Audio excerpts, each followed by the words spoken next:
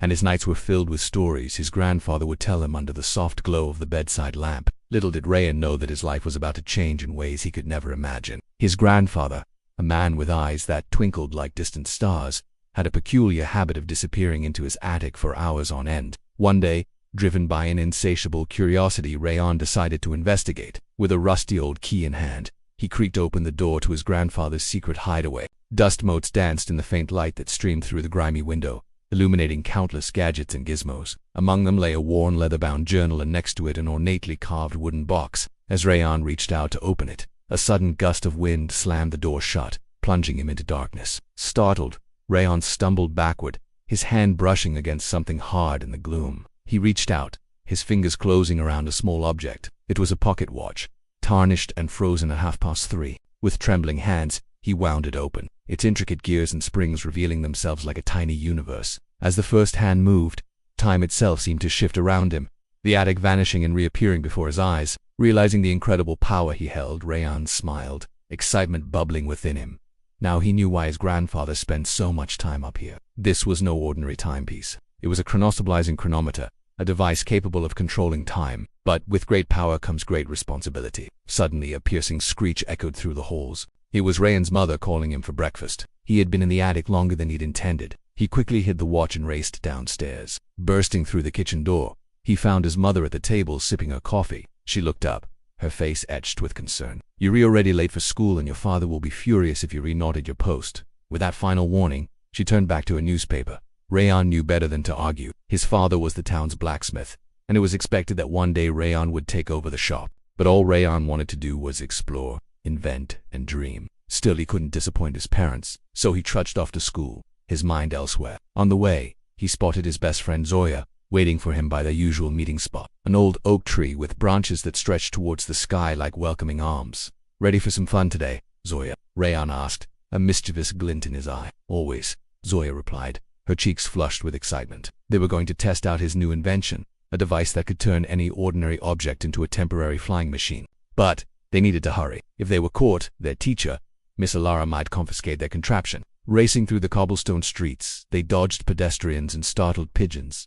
But suddenly Rayyan felt a strange pull on his arm. He looked down to see the pocket watch, its hands spinning wildly. Startled, he tried to stop them, but it was too late. The world around him began to slow, the sounds fading into a muffled hum. People turned into blurry statues frozen in time. Terrified, Rayyan dropped the watch, its ticking growing louder and faster until everything went silent. The streetlights flickered and died, leaving him in total darkness. When he could move again, he realized something terrifying. Everything was still. The town square, the fountain in the center, even the birds perched on nearby rooftops. Time had stopped. Shaking with fear and uncertainty, Rayyan stumbled home, desperate for answers. Bursting through the front door, he locked it behind him and sank onto the floor. There, amidst the dusty relics of his grandfather's inventions, he found the worn, leather-bound journal.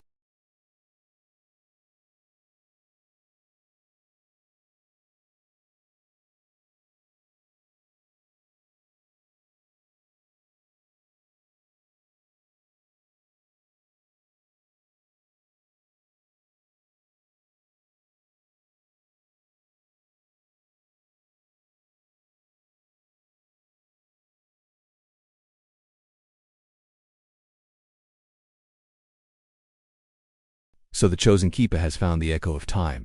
Congratulations." Before him stood a cloaked figure, his face hidden in the shadows. Rayyan demanded, clutching the watch tightly. "I am merely a guide," the figure replied cryptically, "here to help you fulfill your destiny." He explained that the watch's power had been coveted for centuries by a secret organization known as the Eclipsed Order, an order dedicated to harnessing the power of time for their own nefarious purposes, and they believed Rayyan was the chosen keeper destined to safeguard the watch. But Rayyan was overwhelmed. He was just a kid thrust into a world of shadows and secrets. Yet as he looked at the trusting face of his best friend, he knew he couldn't give up. With the guide's help, he learned to control the watch, to slow, rewind, and even pause time at will. Each new discovery brought with it a greater understanding of his powers and responsibilities. But this power came at a price. Every use of the watch left a mark on Rayyan's hand, a burning sensation that reminded him of the burden he carried. Meanwhile, the Eclipsed Order grew impatient. Led by a mysterious figure named Darius, they would stop at nothing to take the watch from him. Darius believed that he was destined to rule over time itself,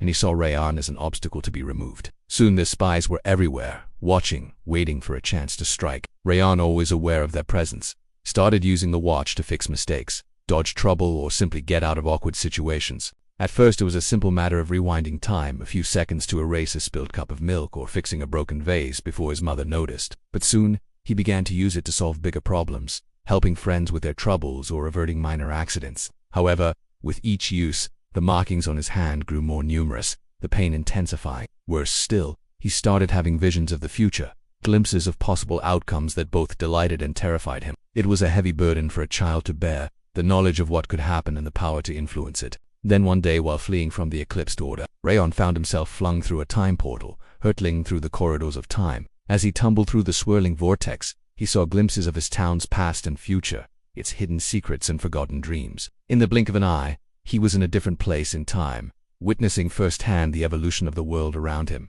It was overwhelming, confusing, yet exhilarating. But soon, the dizziness subsided, replaced by a chilling realization. He was being hunted. The eclipsed order had anticipated his move, setting a trap to capture him. Darius loomed before him, his face still shrouded in mystery, but his voice echoing with triumph. "It's over, Rayyan." But as Darius reached out to grab the watch, Rayyan slipped it into his pocket and vanished, hurtling through another time portal.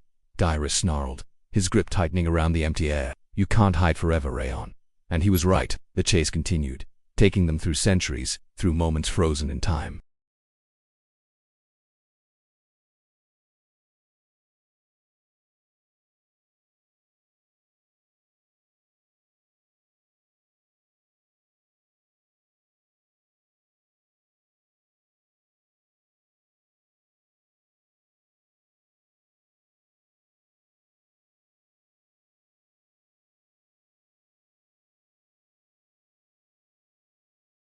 Suddenly an idea sparked in his mind. "You want the watch? Very well. Take it." Darius grinned, reaching out to claim his prize. But as he did, Rayyan activated the watch, sending them both tumbling through a time portal. And when the swirling subsided, they found themselves in a place beyond the reach of the watch's power, a timeline detached from time itself. With the watch safely locked away in this unreachable timeline, Rayyan had won. Or had he? As he looked down at his hand, he noticed a new mark, a fresh reminder of his victory. But it wasn't supposed to be there. He had used the watch's power for the last time, hadn't he? And with that thought, the story ends, leaving us with a profound question. Did time choose Rayyan, or did he choose time?